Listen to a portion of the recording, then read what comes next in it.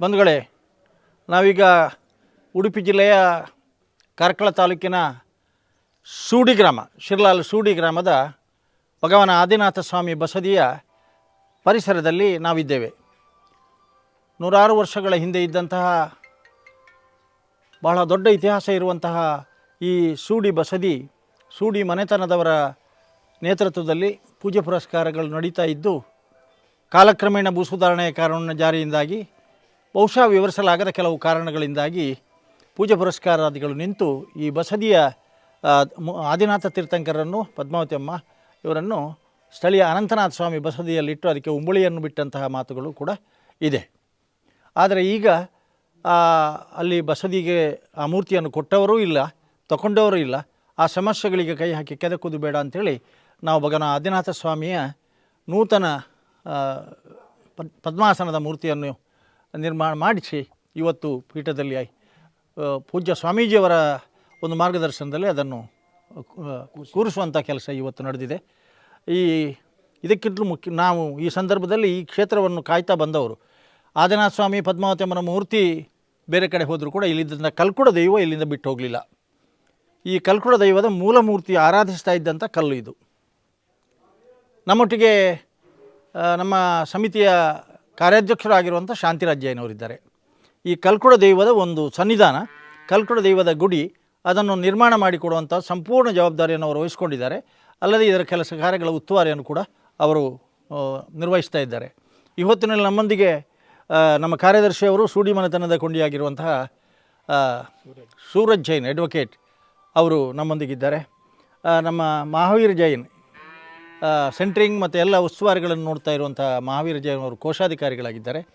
ನಮ್ಮೊಂದಿಗೆ ವೃಷಭರಾಜ್ ಕಡಂಬ ಅವರು ಕೆರ್ತಾಡಿಗುತ್ತು, ಇದಕ್ಕೆ ಸಂಬಂಧಪಟ್ಟವರು ಕೂಡ. ಈ ಬಸದಿಯ ಪುನರ್ನಿರ್ಮಾಣದ ಸಂದರ್ಭದಲ್ಲಿ ಅದು ಭಾಳ ಆಳದಲ್ಲಿತ್ತು. ಸುಮಾರು 9 ಅಡಿಯ ಪಂಚಾಂಗದ ಕಗ್ಗಲ್ಲುಗಳನ್ನು, ಪಾದಕಲ್ಲುಗಳನ್ನು ಉಚಿತವಾಗಿ ಇಲ್ಲಿಗೆ ಸರಬರಾಜು ಮಾಡಿ ಕೊಟ್ಟವರು ಅವರು. ಈ ನಿರ್ಮಾಣದಲ್ಲಿ ಕೈ ಜೋಡಿಸಿದವರು ಅಷ್ಟೇ ಅಲ್ಲ, ಮುಂದೆ ನಾವು ಅವರ ಪಾದೆಯಲ್ಲಿ ದೊಡ್ಡ ಒಂದು ಕಲ್ಲು ಸಿಕ್ಕಿದ್ದು ಉದ್ದದ್ದು. ಆಗ ಅವರಿಗೆ ಕಂಡದ್ದು ಶಿರ್ಲಾಲ್ ಸೂಡಿ ಬಸ್ತಿ. ಇದು ಮಾನಸ್ತಂಭಕ್ಕೆ ಇರಲಿ ಅಂತ ಉಚಿತವಾಗಿ ಮಾನಸ್ತಂಭಕ್ಕೆ ಅವರು ಕೊಟ್ಟು, ಇವತ್ತು ಈ ಮಾನಸ್ತಂಭ ನಿರ್ಮಾಣ ಆಗುವುದಕ್ಕೆ ಕಲ್ಲನ್ನು ಕೊಟ್ಟವರು ಕೂಡ ಅವರೇ. ನಮ್ಮ ಎಲ್ಲ ಉಸ್ತುವಾರಿಯನ್ನು ನೋಡ್ತಾ ಬರ್ತಾ ಇರುವವರು. ನಮ್ಮೊಂದಿಗೆ ಸೂಡಿ ಮನೆತನದ ಜಿನರಾಜ್ ಅವರಿದ್ದಾರೆ. ಮನೆತನದ ನಮಗೆ ಮಣ್ಣು ಮುಖ್ಯ, ಆರ್ಥಿಕ ಸ್ಥಿತಿ ಮೇಲೆ ಕೆಳಗಿರ್ಬೋದು, ಆದರೆ ಆ ಮಣ್ಣು ನಮಗೆ ಮುಖ್ಯ, ಅದನ್ನು ಸದಾ ಗೌರವಿಸ್ತಾ ಬಂದಿದ್ದೇವೆ. ನಮ್ಮೊಂದಿಗೆ ಸಂದೀಪ್ ಅವರಿದ್ದಾರೆ. ಈ ಬಸದಿಯ ಕ್ಷೇತ್ರಪಾಲ, ನಾಗ, ಎಲ್ಲ ಕಲ್ಲುಗಳನ್ನು ಶಿಲಾಮಯವಾಗಿ ಕೆತ್ತಿಸಿ ಸಂಪೂರ್ಣವಾಗಿ ಅವರ ಮುಖೇನ ಆ ಕ್ಷೇತ್ರಪಾಲ ಮತ್ತು ನಾಗನ ಸಾನ್ನಿಧ್ಯ ಇಲ್ಲಿ ಪ್ರತಿಷ್ಠಾಪಿತ ಪಡ್ತದೆ. ಈ ಕೆಲಸ ಕಾರ್ಯಗಳೆಲ್ಲ ನಡೀತದೆ. ಆಮೇಲೆ ಬಸದಿಯ ಸುತ್ತ ಕಲ್ಲು ಹಾಸುವಂಥ ಜವಾಬ್ದಾರಿಯನ್ನು ಕೂಡ ಅವರು ವಹಿಸ್ಕೊಂಡಿದ್ದಾರೆ. ಹಾಗಾಗಿ ನಾವು ಮೊದಲು ಕಲ್ಕುಡ ದೈವಕ್ಕೆ ಕೈ ಮುಗಿದು, ನಮ್ಮಿಂದ ಈ ಬಸದಿ ಮುಂದೆ ಜನವರಿ 28ನೇ ತಾರೀಕಿನಿಂದ ಫೆಬ್ರವರಿ 1ನೇ ತಾರೀಕಿನವರೆಗೆ ಪಂಚಕಲ್ಯಾಣ ಮಹೋತ್ಸವ ನೆರವೇರಲಿಕ್ಕಿದೆ. ಇಷ್ಟೊತ್ತಿಗೆ ನಮ್ಮೊಂದಿಗೆ ನಮ್ಮ ಸುದೇಶ್ ಕುಮಾರ್ ಬಾವಂತಬೆಟ್ಟು 1ನೇ ಮನೆಯವರು, ದೈವದೇವರ ಎಲ್ಲ ಭಂಡಾರವನ್ನು ಇರುವವರು, ಆ ಮನೆಯವರು. ನಾವೀಗ ಈ ಗೋಪುರಕ್ಕೆ ಬರ್ತಾ ಇದ್ದೇವೆ. ಈ ಗೋಪುರ ನಾವು ಭಾಳ ಸುಂದರವಾಗಿ ನಿರ್ಮಾಣ ಮಾಡಿದ್ದೇವೆ. 2 ಕೋಣೆಗಳಿಗೂ ಕೂಡ ಸ್ಲ್ಯಾಬ್ ಹಾಕ್ಸಿದ್ದೇವೆ. ಇದರ ಸಂಪೂರ್ಣ ಮರಮಟ್ಟುಗಳನ್ನು ಕೊಡುವ ಯೋಗ ಭಾಗ್ಯ ನಮ್ಮ ಪಾಲಿಗೆ ಬಂದಿತ್ತು. ಹಾಗಾಗಿ ಪೂಜ್ಯ ವೀರೇಂದ್ರ ಹೆಗಡೆಯವರು ಕರೆದು 5 ಲಕ್ಷ ರೂಪಾಯಿ ಕೊಟ್ಟಾಗ ನಾವು ಎಲ್ಲರೂ ಸೇರಿ ತೀರ್ಮಾನ ಮಾಡಿ ಇದಕ್ಕೆ ಗ್ರಾನೈಟ್ ಹಾಸುವಂಥ ಕೆಲಸವನ್ನು ಕೂಡ ಮಾಡ್ತಾ ಬಂದಿದ್ದೇವೆ. ಇವತ್ತು ಕಾರ್ಯಾಲಯ ಕೂಡ ಈ ಸಂದರ್ಭದಲ್ಲಿ ಸ್ವಾಮೀಜಿಯವರ ಉಪಸ್ಥಿತಿಯಲ್ಲಿ ಈ ಕಾರ್ಯಾಲಯದ ಉದ್ಘಾಟನೆಯನ್ನು ಕೂಡ ನಾವು ಸಾಂಕೇತಿಕವಾಗಿ ಮಾಡಿಕೊಂಡಿದ್ದೇವೆ. ಬನ್ನಿ. ನಮಗೆ ಮೊದಲು ಕಾಣುವಂಥದ್ದು ಕಲ್ಕುಡ ದೈವ. ಕಲ್ಕುಡ ದೈವದ ಗುಡಿ ಇಲ್ಲಿ ನಮಗೆ ಮೊದಲನೇದಾಗಿ ಇದು ಹೇಗಾಯಿತು ಅಂತ ಕೇಳಿದರೆ, 2017ನೇ ಇಸ್ವಿಯಲ್ಲಿ ಎಲ್ಲ ಸಂಬಂಧಪಟ್ಟವರು ಸೇರಿ ಮೋಹನಪ್ಪಾಚಾರ್ ಅಂತ ಜೋಯಿಸಿದ್ರು. ಅವರನ್ನು ಕರೆಸಿ ಇಲ್ಲಿ ಪ್ರಶ್ನೆ ಇಡಿಸಿದ್ದೇವೆ 2017ನೇ ಇಸ್ವಿಯಲ್ಲಿ. ಆಗ ಈ ಎಲ್ಲ ಕಲ್ಕುಡ ದೈವದ ವಿಚಾರ ಎಲ್ಲವೂ ಕೂಡ ಪ್ರಸ್ತಾಪಕ್ಕೆ ಬಂದಿತ್ತು. ಮುಂದೊಂದು ದಿವಸ ಇದಾಗ್ತದೆ, ಎಲ್ಲರನ್ನು ಸೇರಿಸ್ಕೊಳ್ಳಿ, ಬಾರದೇ ಇದ್ದವರನ್ನು ಅವರೇ ಕರೆಸಿಕೊಳ್ತಾರೆ ಅನ್ನೋ ಮಾತನ್ನು ಕೂಡ ಅವರು ಹೇಳಿದ್ದಾರೆ. ಶಾಂತಿರಾಜ್ ಜೈನ್ ಅವರು ನಮ್ಮ ಕಾರ್ಯಾಧ್ಯಕ್ಷರು, ಆಮೇಲೆ ಆಶ್ರಿತ ಕ್ಯಾಶು ಮತ್ತು ಅದರೊಟ್ಟಿಗೆ ಸೂಡಿ ಈ ಮನೆತನದ ಭೂಮಿಗೆ ಅವರು ಸಂಬಂಧಪಟ್ಟವರು ಕೂಡ. ಹಾಗಾಗಿ ಕಲ್ಕುಡನ ನಾವು ನೋಡ್ತಾ ಇರುವಂಥ ಈ ಕಲ್ಕುಡನ ಗುಡಿಯ ಎದುರಿಗೆ ನಿಂತಿದ್ದೇವೆ. ಈ ಗುಡಿಯ ಸರ್ವಾಂಗ ಸುಂದರವಾದ ನಿರ್ಮಾಣವಾದಂಥ ಕೆಲಸವನ್ನು ಅವರು ಮಾಡಿಕೊಟ್ಟಿದ್ದಾರೆ. ಮುಂದೆ ಮಂಚ ಪ್ರತಿಷ್ಠೆ ಆಗಲಿಕ್ಕಿದೆ, ಬಾಗಿಲು ಆಗಲಿಕ್ಕಿದೆ. ನಾಳ್ದಿಗಿಂತ ಮುಂಚೆ ಅದು ಸುಂದರವಾಗಿ ನಿರ್ಮಾಣ ಆಗ್ತದೆ. ಈ ಕಡೆ ನಾವು ತಿರುಗಿದಾಗ ಭಾಳ ಸುಂದರವಾಗಿ 22 ಅಡಿ ಎತ್ತರದ ಮಾನಸ್ತಂಭ ಶಿಲ್ಪಿಗಳ ಮೂಲಕ ಸಿದ್ಧಗೊಳಿಸಿ ನಾವಿಲ್ಲಿ ಪ್ರತಿಷ್ಠಾಪನೆಯು ಕೂಡ ನೆರವೇರಿದೆ. ಮುಂದೆ 1ನೇ ತಾರೀಕಿಗೆ ಪೂರ್ವಾಹ್ನ ಈ ಮಾನಸ್ತಂಭದ ಮೇಲೆ ಚತುರ್ಮುಖ ತೀರ್ಥಂಕರರ ಮೂರ್ತಿ ಪ್ರತಿಷ್ಠಾಪನೆಯಾಗಿ 1008 ಕಲಶಗಳಿಂದ ಅಭಿಷೇಕ ಕೂಡ ಆವತ್ತಿನ ದಿವಸ ಆಗಲಿಕ್ಕಿದೆ. ಇದಕ್ಕೆ ಕಲ್ಲನ್ನು ಕೊಟ್ಟಂತಹ ಮತ್ತೆ ನೆನಪಿಸ್ತೇನೆ, ವೃಷಭರಾಜ್ ಕಡಂಬ ಕೆರ್ತಾಡಿ ಗುತ್ತು ಈ 9 ಫೀಟ್ನ ಪಂಚಾಂಗದ ಕಲ್ಲನ್ನು ಕೂಡ ಅವರು ಕೊಟ್ಟವರು. ಇದಕ್ಕೆ ಉಚಿತವಾಗಿ ಕಲ್ಲನ್ನು ಕೊಟ್ಟವರು. ಮುಂದಿನ ಈ ಕಲ್ಲು ಕೊಟ್ಟಾಗ ಮುಂದೆ ಹೇಗೆ ಮಾಡೋಣದು ಯೋಚನೆ ಬಂದಾಗ ನಮ್ಮ ವರ್ಧಮಾನೇಂದ್ರರು ಒಂದು ಚಳ್ಳಕೆರೆಯ ಪಾರ್ಶ್ವನಾಥಯ್ಯ ಅನ್ನುವ್ರದ್ದು ಒಂದು ಫೋನ್ ನಂಬರ್ ಕೊಟ್ಟರು. ಅವರಿಗೆ ದೂರವಾಣಿ ಮೂಲಕ ಸಂಪರ್ಕ ಮಾಡಿದಾಗ ಅವರು ಕೊನೆಯಲ್ಲಿ ನಾನು ಒಂದು 5 ಲಕ್ಷ ರೂಪಾಯಿ ಇದರ ನಿರ್ಮಾಣದ ವೆಚ್ಚವನ್ನು ಕೊಡ್ತೇನೆ ಅಂತ ಅವರು ಒಪ್ಪಿಕೊಂಡರು. ಅವರು ಈಗಾಗಲೇ ಕೊಟ್ಟಿದ್ದಾರೆ. ಆಗಲೇ ನಮ್ಮ ಶಿಲಾನ್ಯಾಸ ಸಮಾರಂಭಕ್ಕೆ ಅವರನ್ನು ಅತಿಥಿಗಳಾಗಿ ನಮಗೆ 2 ಜನ ಅತಿಥಿಗಳಾವತ್ತು, ಒಂದು ಕಲ್ಲು ಕೊಟ್ಟವರು ಮತ್ತೊಂದು ನಿರ್ಮಾಣದ ವೆಚ್ಚ ಕೊಟ್ಟವರು. ಹಾಗಾಗಿ ಇದಕ್ಕೆ ಸುಂದರವಾದ ಅಟ್ಟಳಿಗೆಯನ್ನು ನಿರ್ಮಾಣ ಮಾಡುವುದರಲ್ಲಿ ನಮ್ಮ ನೇತ್ರಾವತಿ ವೆಲ್ಡರ್ಸ್ನ ಜಯಶೀಲ ಅವರು ಈಗಾಗಲೇ ಹೇಳಿದ ಕೆಲಸ ಎಲ್ಲವನ್ನು ಕೂಡ ನಾವು ಹೇಳಿದ ರೀತಿಯಲ್ಲಿ ಮಾಡಿಕೊಟ್ಟಿದ್ದಾರೆ. ಇನ್ನು ಇದಕ್ಕೆ ಮೆಟ್ಟಲಿಗೆ ಕೇವಲ ಹಲಿಗೆಗಳು ಹಾಕಿದರೆ ನಾಳ್ದು ಹೋಗಿ ಬರುವುದಕ್ಕೆ ಅಭಿಷೇಕಗಳನ್ನು ಮಾಡುವುದಕ್ಕೆಲ್ಲ ಅವಕಾಶ ಆಗ್ತದೆ.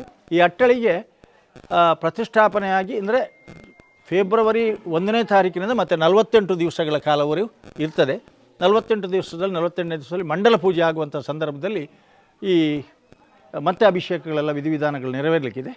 ಹಾಗಾಗಿ ಅಲ್ಲಿವರೆಗೆ ಈ ಶಾಶ್ವತವಾದಂಥ ಇಲ್ಲಿ ನಾವು ನೆನಪಿಸಬೇಕಾದ್ದೇನು ಅಂದರೆ ಒಂದು ಬಸದಿ, ಒಂದು ಮಾನಸ್ತಂಭ, ಒಂದು ಗೋಪುರ, ಒಂದು ಕಲ್ಕುಡನ ಗುಡಿ, ಒಂದು ಕ್ಷೇತ್ರಪಾಲ, ನಾಗ, ನೈವೇದ್ಯದ ಕೋಣೆ, ಪುರೋಹಿತರ ವಸತಿ ಗೃಹ ಮತ್ತು ಹಿಂದೆ ನಾವು ನೋಡಲಿಕ್ಕಿರುವಂತಹ ಸಮುದಾಯ ಭವನ, ಮುಂದೆ ಆಗಲಿಕ್ಕಿದೆ ಯಾತ್ರಾ ನಿವಾಸ ಮತ್ತು ತ್ಯಾಗಿ ಭವನ. ಇದೆಲ್ಲವೂ ಕೂಡ ಏಕಕಾಲದಲ್ಲಿ ಆಗುವಂಥದ್ದು ಪ್ರಾಯಶಃ ಯಾವ ಬಸದಿಯಲ್ಲೂ ಕೂಡ ಇರಲಿಕ್ಕಿಲ್ಲ. ಈ ಬಸದಿಯ ಜಾಗ ಹೇಗಿತ್ತು ಅಂತ ಕೇಳಿದರೆ, ಇದು ನಾನು ಇದಕ್ಕೆ ಹೇಗೆ ಪ್ರವೇಶ ಮಾಡಿದೆ ಅಂತ ಕೇಳಿದರೆ 1999ನೇ ಇಸ್ವಿ ಬೆಳ್ಮಣ್ಣ ತಂತ್ರಿಗಳಾದಂಥ ಮಧ್ವರಾಯ ತಂತ್ರಿಗಳು ಮನೆಗೆ ಬಂದಾಗ ಒಂದು ದೊಡ್ಡ ಪೂಜೆ ಇತ್ತು. ಅಲ್ಲಿ ಬಂದಾಗ ಅವರಲ್ಲಿ ಪ್ರಶ್ನೆ ಇಟ್ಟಾಗ ಅವರು ಒಂದೇ ಮಾತು ಹೇಳಿದ್ದು, ಇವರೆಲ್ಲ ಇದ್ದರು ಆಗ ಎಂಕಲು ಬೌದ್ಧನ ನಿಗಲ ಚರ್ಚೆ ಮಲ್ಪರತ್ತೆ ಪ್ರಶ್ನೆ ಬತ್ತನ ಏನು ಪನ್ಪುರ ಮಾತ್ರ ಎಂಕ್ಲೆ ಕೆಲಸ ಅಂತ ಪನೋಡಿಯ ಇಂಚಾರು ಕೇಳಿದ್ರು. ಎಲ್ಲರೂ ಹೇಳಿದ್ರು ಹೇಳಿ ಅಂತೇಳಿ. ನೀನಾನು ಈಡೆಗೆ ಕೊಣತಿದ್ದೀನಿ ಈ ಬಸ್ಸಿಗೋಸ್ಕರ ಅಂದು ಪನ್ಲ ಅಂತ ಅವ್ರು ಪ್ರಶ್ನೆಯಲ್ಲಿ ಹೇಳಿದರು. ಸತ್ಯ ಪ್ರಮಾಣ ಆದರೆ ಆವತ್ತಿನವರೆಗೆ ನಾವು ಬಸ್ಸಿ ಬಿದ್ದಿದೆ ಅಂತ ಹೇಳೋದನ್ನು ಕೇಳಿದ್ದೇವಿನ ಬಸ್ಸಿ ನಾವು ನೋಡಲಿಲ್ಲ. ಆಗ ಪದ್ಮರಾಜ ಅಧಿಕಾರಿ ಸುಡಿ ಅವರಿದ್ದರು. ನನ್ನದೊಂದು ಅಂಬಾಸಡರ್ ಕಾರ್ ಇತ್ತು. ಶ್ರೀಕಾಂತೇಂದ್ರನ್ನು ಪದ್ಮರಾಜ ಅಧಿಕಾರಿ ಅವರನ್ನು ಕರ್ಕೊಂಡು ಇಲ್ಲಿ ಬಂದು ನೋಡುವಾಗ ಇಲ್ಲಿ ಹೋಗಲಿಕ್ಕೆ ಸಾಧ್ಯ ಇಲ್ಲ. ಆ ಫೋಟೋ ನಿಮಗೆ ಕೊಡ್ತೇವೆ. ಅದು ಬಿದ್ದು ಸಂಪೂರ್ಣವಾಗಿ ಮರಮಟ್ಟುಗಳೆಲ್ಲ ಬೆಳೆದು ಅದರ ಒಳಗೆ ಬರಲಿಕ್ಕೆ ಕೂಡ ಬೀಳಿನಲ್ಲಿ ಆಗ್ತಿರಲಿಲ್ಲ. ಈ ಕಲ್ಕುಡನ ಕಲ್ಲು ಅಲ್ಲಿಯ ಬದಿಯಲ್ಲಿ ಇತ್ತು.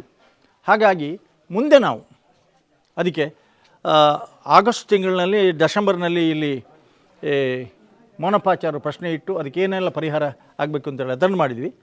ಆಮೇಲೆ ನಮ್ಮ 17 ಡಿಸೆಂಬರ್ನಲ್ಲಿ ಪ್ರಶ್ನೆ ಇಟ್ಟದ್ದು.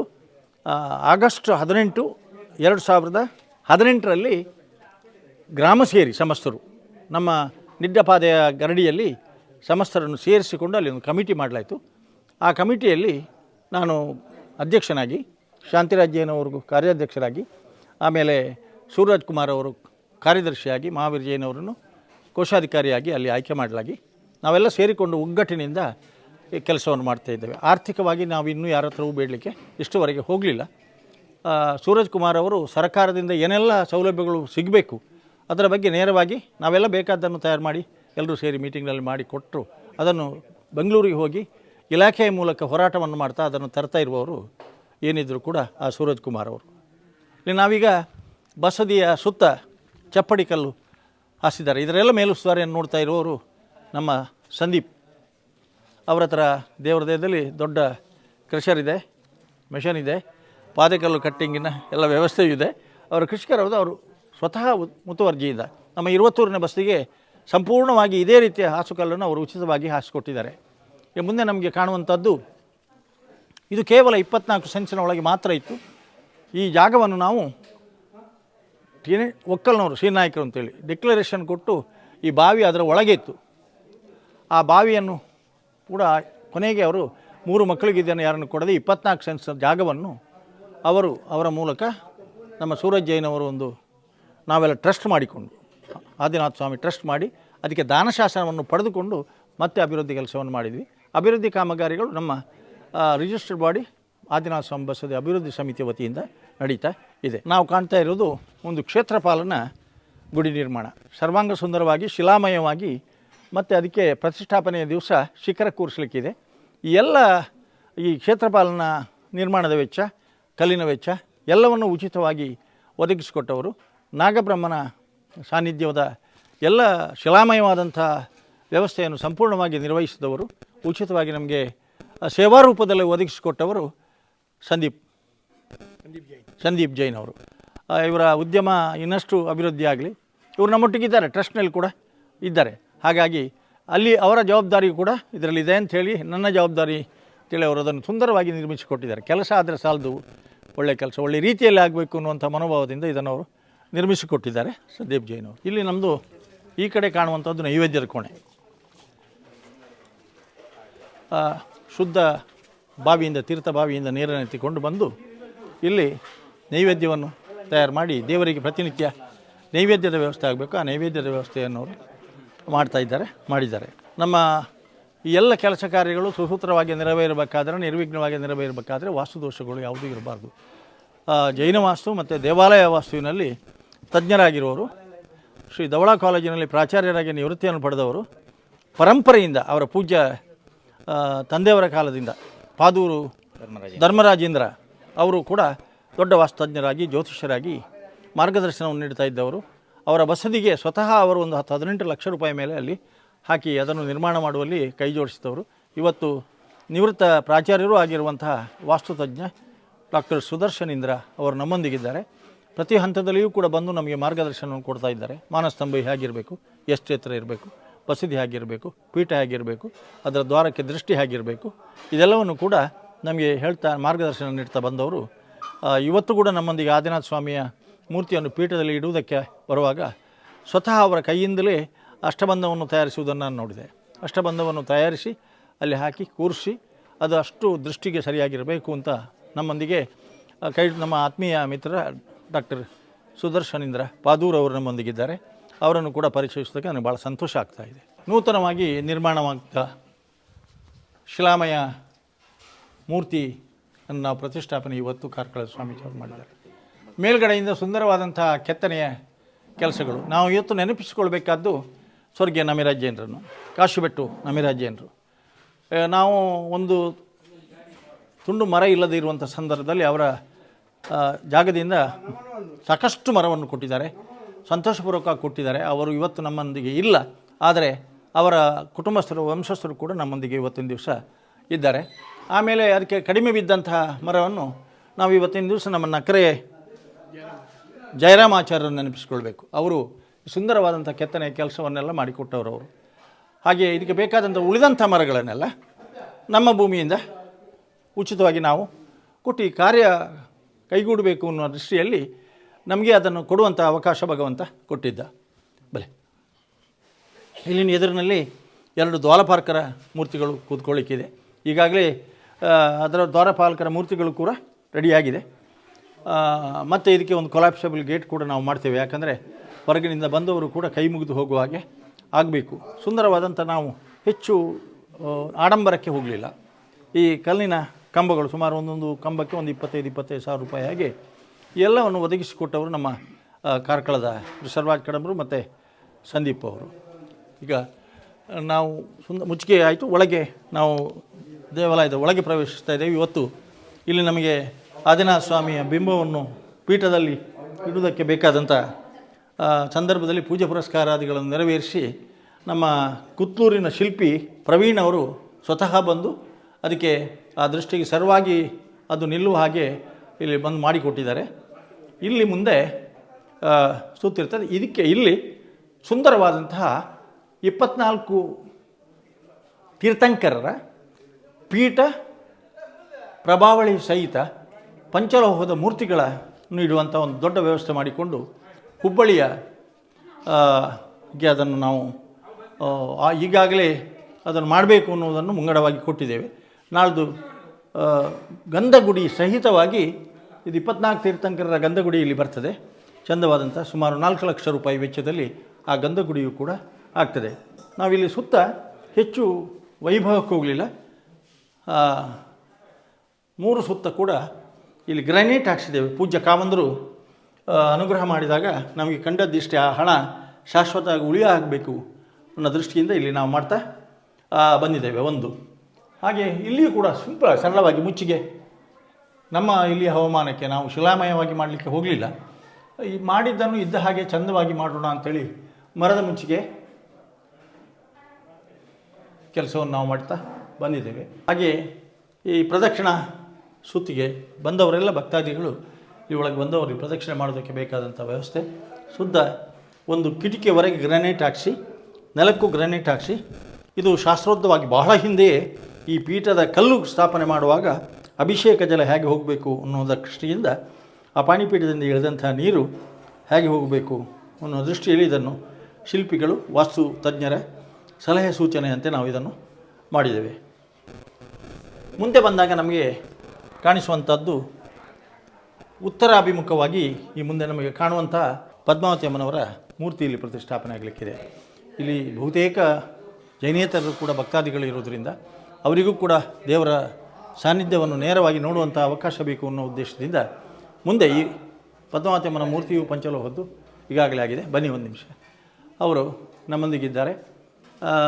ಇಲ್ಲಿಂದ ಮತ್ತೆ ನಾವು ಪದ್ಮಾವತಿ ಅಮ್ಮನವರ ಅನ್ನು ನೋಡೋದಕ್ಕೆ ಅವಕಾಶ ಇದು ದೃಷ್ಟಿ ಬರ್ತದೆ. ಇಲ್ಲಿ ನಮ್ಮೊಂದಿಗೆ ಪ್ರತಿಷ್ಠಾ ಪುರೋಹಿತರಾದಂಥ ವರ್ಧಮಾನ ಇಂದ್ರರು ಬಜಗೋಳಿ ಈ ಎಲ್ಲ ಧಾರ್ಮಿಕ ಕಾರ್ಯಕ್ರಮಗಳ ನೇತೃತ್ವವನ್ನು ವಹಿಸಿಕೊಳ್ಳೋರು ಅವರು ಮತ್ತು ಅವರ ತಂಡ. ಪ್ರಾರಂಭದ ಶಿಲಾನ್ಯಾಸ ಸಮಾರಂಭದಿಂದ ಹಿಡಿದು ಇವತ್ತಿನವರೆಗೂ ಕೂಡ ನಮ್ಮೊಂದಿಗಿದ್ದು ಇವತ್ತು ಭಗವಾನ್ ಆದಿನಾಥ ತೀರ್ಥಂಕರ ನೂತನ ಬಿಂಬವನ್ನು ಪೀಠದಲ್ಲಿ ಇಡುವ ಸಂದರ್ಭದಲ್ಲಿಯೂ ಕೂಡ ವಿದ್ಯುಕ್ತವಾದ ವಿಧಿವಿಧಾನಗಳನ್ನು ನೆರವೇರಿಸಿ ಕೊಡುವ ನೇತೃತ್ವವನ್ನು ವಹಿಸಿದವರು ನಮ್ಮ ಪ್ರತಿಷ್ಠಾ ಪುರೋಹಿತರಾದಂಥ ವರ್ಧಮಾನೇಂದ್ರ ಅವರೊಂದಿಗೆ ನಮ್ಮೊಂದಿಗೆ ಪ್ರಶಾಂತ್ ಇಂದ್ರ ಅವರು ಎಲ್ಲ ನಮಗಂತೂ ತುಂಬ ಅಂದರೆ ಒಂದು ನಮ್ಮ ಇರುವತ್ತೂರಿಗೆ ಸಂಬಂಧಪಟ್ಟವರು, ಮತ್ತೊಂದು ನಮ್ಮ ಇರುವತ್ತೂರಿನ ಎಲ್ಲ ಕೆಲಸ ಕಾರ್ಯಗಳಿಗೆ ಅವರು ಬರ್ತಾರೆ. ಮತ್ತು ವರ್ಧಮಾನೇಂದ್ರ ಅಂತವರು ಸೇರಿದಾಗ ಪ್ರಮುಖವಾದ ಶಿಷ್ಯರು ಯಾರು ಬೇಕು ಎಲ್ಲ ವಿಧಿವಿಧಾನ ಗೊತ್ತಿದ್ದವರು ಅಂದರೆ ನಮ್ಮ ವರಂಗ ಬಸ್ತಿಯ ಪುರೋಹಿತರು ಕೂಡ ಪ್ರಶಾಂತೀಂದ್ರ ಅವರು ನಮ್ಮೊಂದಿಗೆ ಇದ್ದಾರೆ. ಒಂದು ಮೇರ್ಪೋಡೆ ಪ್ರಸನ್ನ ಇರ್ಬೋದಣ್ಣ, ಆಯಿತು. ಇನ್ನೊಂದು ನಮಗೆ ಪ್ರಸನ್ನ ಇಂದ್ರವರು ಅವರ ಮಗ, ಆಮೇಲೆ ಇಲ್ಲಿಯ ಸ್ಥಳ ಪುರೋಹಿತರಾಗಿದ್ದಂಥ ಶ್ರೀಕಾಂತೇಂದ್ರರು ಕೂಡ ಬಂದು ನಮ್ಮೊಂದಿಗೆ ಕೈ ಜೋಡಿಸಿದ್ದಾರೆ. ಇದಿಷ್ಟು ನಮ್ಮ ಮೇಲ್ಛಾವಣಿಯು ಕೂಡ ನೋಡಿ ಸುಂದರವಾಗಿ ಇದನ್ನು ಕೆತ್ತಿ ಮಾಡಲಾಗಿದೆ. ಮರ ನಮ್ಮಲ್ಲಿ ಇತ್ತು, ದೇವರ ದಯದಲ್ಲಿ ಕೊಡುವ ಯೋಗಭಾಗ್ಯವೂ ಇತ್ತು. ಹಾಗಾಗಿ ಎಲ್ಲಿಂದೂ ಹೊರಗಡೆಯಿಂದ ಮರ ತರುವಂಥ ಪ್ರಶ್ನೆ ಬರಲಿಲ್ಲ. ಈ ಬಾಗಿಲು ಕೂಡ ಎಷ್ಟಾಗಿದೆ ನೋಡಿ, ಇವತ್ತು ಇಷ್ಟು ಭದ್ರವಾದಂಥ ಬಾಗಿಲು ನಿಲ್ಲಬೇಕಾದ್ರೆ ಬಿಜಾಗರೆಯಲ್ಲಿ ನಿಲ್ಲಿಸಲಿಲ್ಲ. ಇದು ಸ್ಟೀಲಿನ ರಾಡ್ ಮಾಡಿ ಅಲ್ಲಿ ಈ ಬಾಗಿಲನ್ನು ಜೋಡಿಸ್ತಾರೆ. ಕ್ರಮೇಣ ಇಲ್ಲದಿದ್ದರೆ ಕುಸಿದು ಬೀಳ್ಬೋದು ಅನ್ನುವಂಥ ಒಂದು ಭಯ ಅವರಿಗಿತ್ತು. ಹಾಗಾಗಿ ಈ ಬಾಗಿಲನ್ನು ಕೂಡ ಅಷ್ಟು ಭದ್ರವಾಗಿ ಮಾಡಿದ್ದಾರೆ. ಇನ್ನು ಈ ಬದಿಯಲ್ಲಿ ಹೊರಭಾಗದಲ್ಲಿ ಒಂದು ಕೊಲ್ಯಾಪ್ಸಬಲ್ ಗೇಟ್, ಆ ಭಾಗದಲ್ಲಿ ಹೊರಬದಿಯಲ್ಲಿ ಒಂದು ಕೊಲ್ಯಾಪ್ಸಬಲ್ ಗೇಟ್ ನಾಳ್ದು ಸಾಧ್ಯವಾದರೆ ಪ್ರತಿಷ್ಠಾಪನೆಗಿಂತ ಮುಂಚೆಯೇ ನಾವು ಮಾಡುವಂಥ ಒಂದು ಸಂಕಲ್ಪವನ್ನು ಹಾಕ್ಕೊಂಡಿದ್ದೇವೆ. ಇದಿಷ್ಟು ಹಿಂದಿನ ಬಸದಿ ಇದ್ದ ಜಾಗ. ಬಸದಿ ಬಿದ್ದು 106 ವರ್ಷಗಳ ಕಾಲ ಆಗಿ ಇಲ್ಲಿಯ ಮೂರ್ತಿಯನ್ನು ಕೊಂಡೋಗಿ ಆ ಬಸದಿಯಲ್ಲಿಟ್ಟು ಅದಕ್ಕೆ ಉಂಬಳಿಯನ್ನು ಬಿಟ್ಟಿದ್ದರು. ಆದರೆ ಬಸದಿಗೆ ಮೂರ್ತಿ ಕೊಟ್ಟವರು ಇಲ್ಲ, ಈಗ ತಗೊಂಡವರು ಇಲ್ಲ. ಆ ಕಾರಣಕ್ಕಾಗಿ ಆ ವಿವಾದಕ್ಕೆ ಅವಕಾಶ ಕೊಡಬಾರ್ದು ಅಂಥೇಳಿ ಈ ಬಸದಿ ಬಿದ್ದಂತಹ ಈ 24 ಎಕರೆ ಜಾಗ ಮರಮಟ್ಟುಗಳು ಬೆಳೆದಿದ್ದು ಒಳಗೆ ಬರಲಿಕ್ಕೆ ಪ್ರವೇಶ ಮಾಡಲಿಕ್ಕೆ ಆಗ್ತಿರಲಿಲ್ಲ. ಇದನ್ನು ಒಕ್ಕಲ್ನವನಿಂದ ಆ 24 ಸೆನ್ಸ್ ಜಾಗವನ್ನು ಟ್ರಸ್ಟ್ ಮಾಡಿ, ನಾವು ಆದಿನಾಥ ಸ್ವಾಮಿ ಟ್ರಸ್ಟ್ ಅಂತ ಮಾಡಿ ಆ ಟ್ರಸ್ಟಿಗೆ ದಾನಶಾಸನವನ್ನಾಗಿ ಮಾಡಿಕೊಂಡು ನಾವು ಅಭಿವೃದ್ಧಿ ಕೆಲಸವನ್ನು ಪ್ರಾರಂಭ ಮಾಡಿದ್ದೇವೆ. ಒಂದು. ಎರಡನೇದಾಗಿ ಕೆಲಸ ಕಾರ್ಯಗಳೆಲ್ಲ ಅಭಿವೃದ್ಧಿ ಸಮಿತಿಯ ವತಿಯಿಂದ ನಡೀತದೆ. ಇದಕ್ಕೆ ಜಾಗವೇ ಇಲ್ಲ ಅನ್ನೋದಕ್ಕಾಗಿ ಆ ಕಾಲ ಬಂದಾಗ, ಆ ಸಂದರ್ಭ ಬಂದಾಗ ಏನೋ ಗೊತ್ತಿಲ್ಲ, ಪಕ್ಕದಲ್ಲೊಂದು 3 ಎಕರೆ ಜಾಗ ಇತ್ತು.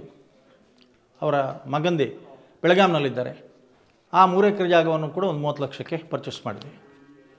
ಈ ಭಾಗದಲ್ಲಿ ಕೂಡ ನಮಗೆ ಪಾರ್ಕಿಂಗ್ ವ್ಯವಸ್ಥೆ ಇಲ್ಲ. ನೋಡಿ ಪಕ್ಕದಲ್ಲಿ ಅಲ್ಲಿ ಬೇಲಿ ಹಾಕಿದ್ದಾರೆ. ಈಗ ಅಲ್ಲಿ ಒಂದು 4 ಎಕರೆ ಜಾಗ ಇತ್ತು, ಅದನ್ನು 70 ಲಕ್ಷಕ್ಕೆ ಪರ್ಚೇಸ್ ಮಾಡಿದೆ. 1 ಕೋಟಿ ರೂಪಾಯಿ ಸಾಲ ಮಾಡಿ PLD ಬ್ಯಾಂಕ್ನಲ್ಲಿ 12%ಗೆ ಲೋನ್ ಮಾಡಿ ಅದನ್ನು ಮಾಡಿದೆ. ಅದರಲ್ಲಿಯೂ ಕೂಡ ಆ ಲೋನ್ ಮಾಡಿದ ಜಾಗದಲ್ಲಿ ಅರ್ಧ ಎಕರೆ ಜಾಗವನ್ನು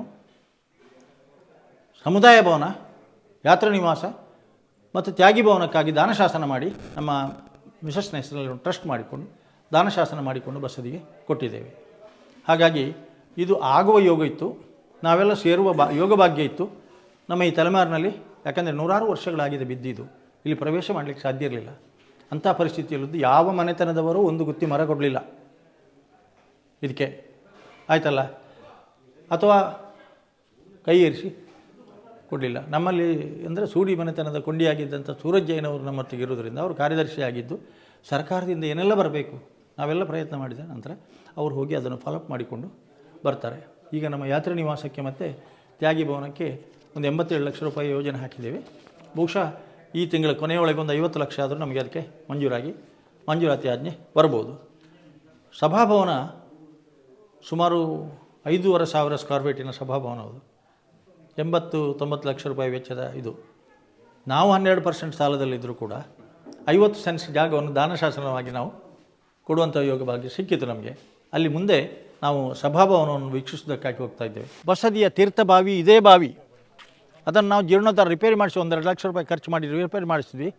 ಡಿಕ್ಲರೇಷನ್ ಆದಾಗ ನೋಡಿ ಈ ಗೋಡೆ ಬರ್ತದಲ್ಲ, ಈ ಗೋಡೆಯನ್ನು ಹೀಗೆ ಕಟ್ಟಿ ಆ ಡಿಕ್ಲರೇಷನಿಗೆ ಹೋಗಿತ್ತು ಇದು ಭೂಮಿ ಇಲ್ಲಿ. ಅದೀಗ ಬಸದಿಯ ಹಿಂದಿನ ತೀರ್ಥಭಾವಿಯೂ ಇದೆ ಇದ್ದಾಗ ಅದನ್ನು ಸಂಪೂರ್ಣವಾಗಿ ಜೀರ್ಣೋದ್ಧಾರ ಮಾಡಿ ಈಗ ಮುಂದಿನ ಅಭಿಷೇಕಕ್ಕಾಗಿ ಬಸದಿಗಾಗಿ ನಾವು ಉಪಯೋಗಿಸ್ತಾ ಇದ್ದೇವೆ. ನಮ್ಮೊಂದಿಗೆ ಪದ್ಮರಾಜ್ ಹೆಗಡೆ ಅವರಂತ ನಡಿಬೆಟ್ಟು ಮನೆತನದವರು.